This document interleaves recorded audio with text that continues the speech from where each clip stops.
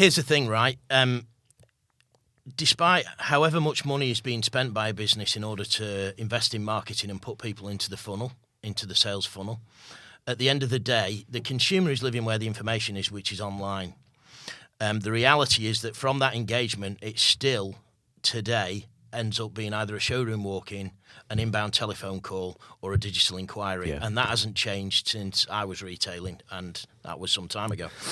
The fact of the matter is that across all those three engagements, you've got to be able to deliver an industry-leading guest experience. So that the consumer will move from undecided to decided and buy from you.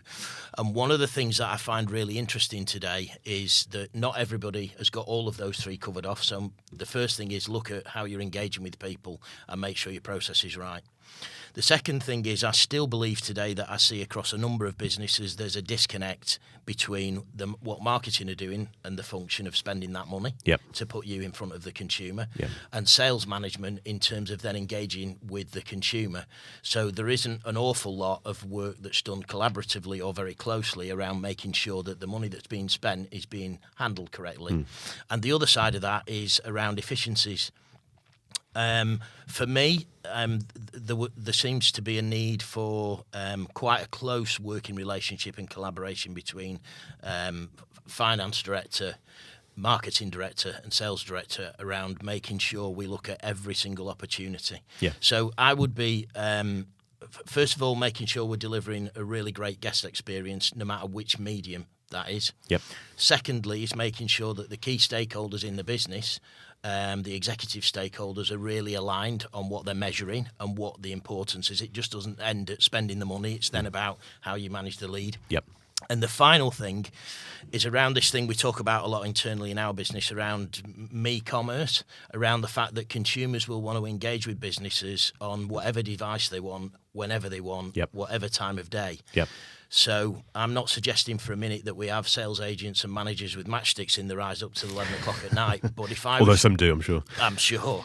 If I was retailing today, I'd want to be able to engage with the consumer between 7 a.m. and 10 p.m. in the evening. And what some people consider to be, you can't contact somebody after a certain time, that's your opinion. Whereas actually the data and insights and the consumers are telling us that that's not always the case. So you've got to be there. And you've got to be quick. Absolutely. Just focusing on one of the things you said there, you mentioned a couple of times an industry-leading guest experience. How did you find that? If I'm the guest or the customer, what would I experience at that level? It depends on what your approach is, I suppose, and what your style of trading is. What we see is that if we look at some of the best practices, we've got around 6,000 rooftops worldwide use our technology, and we look at the best appointment setting businesses in the world, or those that have got the best possible conversion. If we look at the talk tracks and the scripts that they use on the phone, if we look at the way in which they handle the consumer in the showroom, everything is always revolving around giving that industry-leading guest experience. And, using one example, which would be around telephone calls and the quality of those, it's about the only thing I ever want to do on a telephone call with a consumer is make a new friend. So I'm looking at building empathy and asking a set of questions which enable me to get to know the customer better, understand what their needs are, and looking to solve for those. If I can do that on a telephone call, I'm pretty certain I can get commitment from somebody. Today, using that one example, you will find that, franchise motor retailers are looking to go through a certain type of process because they have to. And that's either for compliance reasons or for brand reasons or their own internal reasons. And there's a lot of really good reasons why we have to do that.